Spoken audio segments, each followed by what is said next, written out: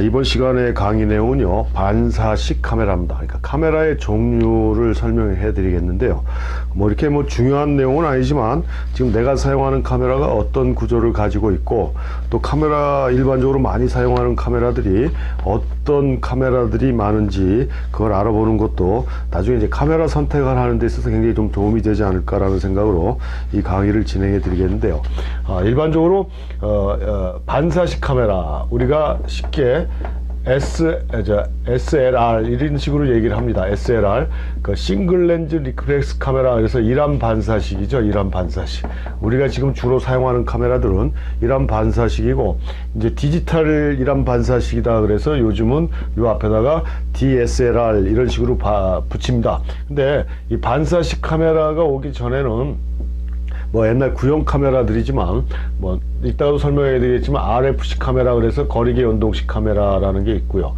그 다음에 이한 반사식이라고 그래서 트윈 렌즈 리플렉스 카메라라고 그래서 TLR 이런 것도 있었어요. 이게 이제 구형 카메라들이고, 여기서 이제 진화가 돼서 일환 반사식 카메라가 됐는데, 일환 반사식 카메라가 일반화되면서 현대 사진의 출발이다라는 얘기가 있을 정도로, 이 일환 반사식 카메라에는 모든 기술적인 게 이렇게 집약이 돼 있다라고 이렇게 볼 수 있을 정도의 그런 완벽한 기능을 가진 카메라가 이 반사식 카메라인데, 많은 분들이 알고 계시겠지만, 반사경이 있어서 그렇게 붙여진 이름이죠.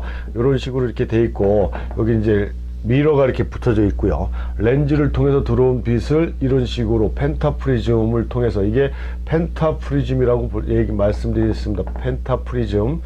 펜타프리즘이고요. 요게 이제 반사경. 그래서 상은 빛의 원리에 의해서 어떻게 맺힌다고 그랬습니까? 거꾸로 맺힌다고 그랬잖아요. 거꾸로. 이렇게 돌아가고 거꾸로 맺히는 거라, 이 거꾸로 맺힌 거를 육안으로 보고 사진을 찍는 그런 카메라가 우리가 뷰 카메라, 대형 카메라라고 얘기를 했어요. 대형 카메라. 대형 카메라는, 그냥 일반적으로 이렇게 벨로즈 형태로 되어 있고, 렌즈가 이렇게 되어 있으면 빛의 원리에서 이렇게 들어온 빛이 꺾여서 상이 거꾸로 맺힌다고 그랬지 않습니까? 위에 있는 게 밑으로 내려가고 밑에 있는 게 위로 가서 이렇게 거꾸로 맺히는데, 우리가 실질적으로 사용하는 사진 이미지도 이렇게 거꾸로 맺히는 걸 볼 때, 거꾸로 맺히다 보니까 여기서 우리가 눈을 볼 때 좌우도 반대고 상하도 반대니까 상당히 구성을 한다든가 초점을 맞추는데 어려운 점이 많이 나타날 수가 있기 때문에, 그걸 좀 더 우리가 육안으로 보는 거하고 같은 느낌으로 보기 위해서 여기다 이제 반사경을 달아놓은 거죠. 그래서 반사경은 뭘 해주냐면, 상하, 뒤집어진 상하를 똑바로 세워주는 역할을 해주는 게 반사경이고요.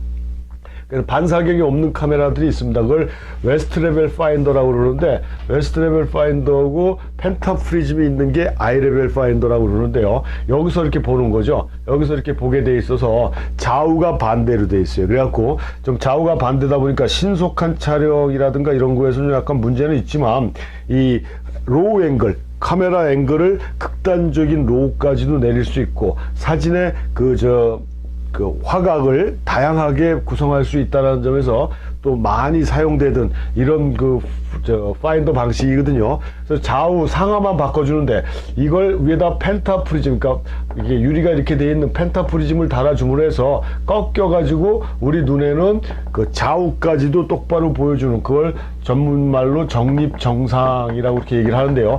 요렇게 보여주는 구조로 되어 있는 게 일환 반사식 카메라고, 과거 필름 사진부터 지금 현재 DSLR 디지털 카메라까지 이런 일환 반사식 구조의 카메라가 가장 일반적이고 보편적인 카메라로 많은 사람들한테 사랑을 받고 있는 그런 형태들인데, 이 카메라도 장점이나 단점이 있겠죠.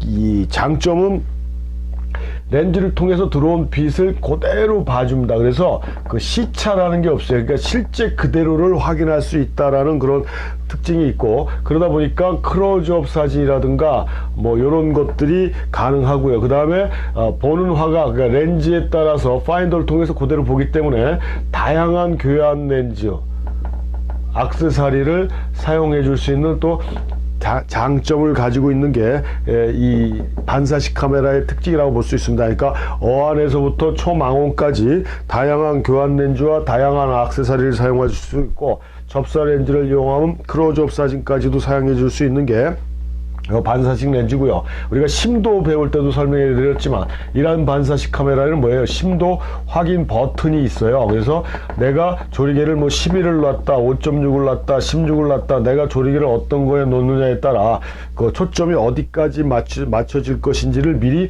확인해 볼 수 있는 피사계 심도 확인 버튼이라는 이런 좀 편리하게 사용해 줄 수 있는 그런 액세서리도 있어서 다양한 면에서 응용할 수 있는 그런 카메라가 반사식 카메라인데, 이 단점은 미러가 이렇게 셔터를 누르는 순간에 이게 올라붙죠. 그래가지고 빛이 필름이나 이미지 센서로 들어갑니다. 그래서 이렇게 올라붙으면서 셔터에 진동이 생길 수가 있다는 얘기죠.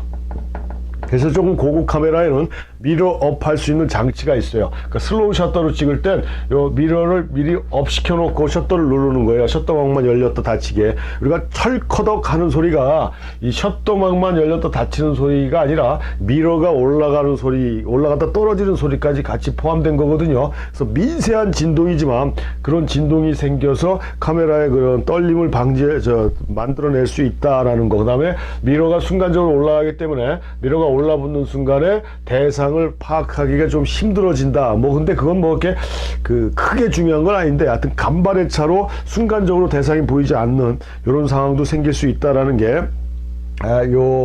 일반 반사식 카메라의 특징이고, 그 다음에 수동 초점 할 때 초점 맞추기가 다른 구조의 카메라보다 조금 힘들다. 그러니까 뭐 많이 힘든 건 아니지만 어느 정도 시간이나 이런 걸 좀 투자해 줘야 되는 그런 연습이 필요하다라고 얘기할 수가 있고요. 렌즈가 어둡다든가 하게 되면 좀 더 초점 맞추기가 좀 힘들어지는 이런 상황도 생길 수가 있습니다. 그래서 이런 단점도 갖고 있지만 앞부분에 말씀드린 그런 다양한 장점을 가지고 있고 해서 현대사진의 출발이 이런 일반 반사식 카메라가 일반화되고 보편화되면서 출발했다라고 해도 과언이 아닐 정도의 그런 모든 기술이 집약되어 있는 그 카메라의 아주 중심이 반사식 카메라다, 이렇게 볼 수가 있고요.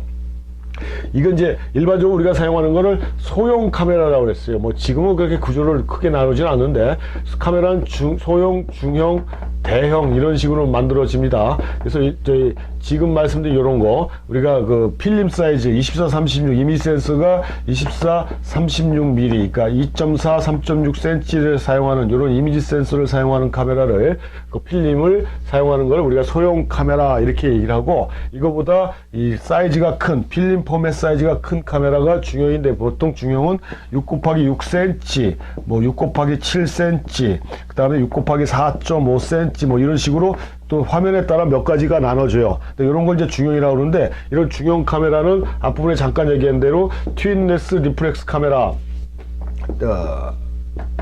트윈 렌즈 리플렉스 카메라로 TLR이라는 이한 반사식 카메라의 구조로 처음에 출발했다가 이것도 중형도 일반 반사식 카메라로 바뀌죠. 그래가지고 뭐 하셀이라든가 이런 아주 명품 카메라들, 소형 카메라의 명품은 뭐 라이카라고들 얘기하는데 중형 카메라의 명품은 하셀브라드라는 카메라가 있습니다. 뭐 두 개 다 독일산이라고 얘기를 하는데요.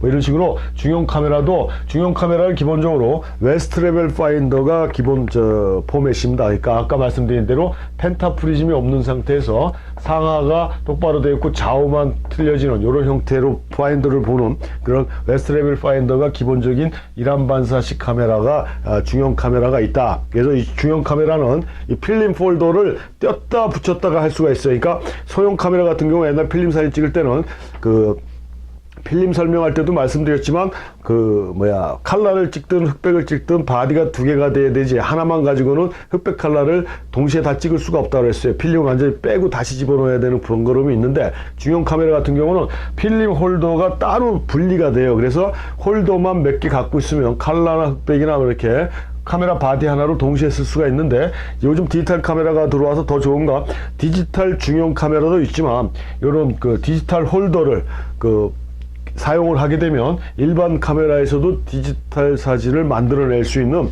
그런 또 특징을 갖고 있어요. 그러니까 디지털 백이라고 그러는데요. 카메라 뒤에다가 디지털 백만 달면은 일반 필름 카메라 바디지만 디지털 사진을 만들어낼 수 있는 그런 액세서리도 갖고 있는 게 중형 일반 반사식 카메라라.